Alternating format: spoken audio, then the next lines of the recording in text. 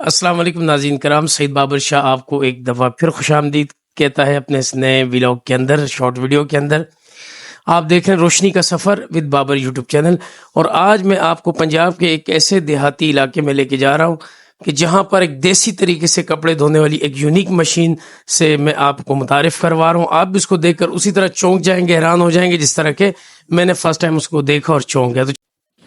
تو ناظرین کرام، ویڈیو شروع ہو چکی ہے اور مشین بھی ہماری شروع ہو چکی ہے۔ یہ ہے وہ دیسی مشین، اور اس وقت ایک ہم دیہات کے اندر موجود ہیں۔ کچا سا علاقہ ہے اور اس کے اندر یہ ایک خاتون ہے، اماں ہے، انہوں نے بالٹی پانی کی بھری ہے اور ایک سائیکل کو اس طرح بالکل سیدھا لٹا کر اس کے جو پیڈل والا سائیڈ ہوتا ہے اس کو ایک برتن کے اندر ڈبو کر اور اس برتن میں پانی بھر کے اور اب اس کے اندر یہ کپڑے ڈال رہی ہیں۔ سرف بھی انہوں نے ڈال دیا ہے،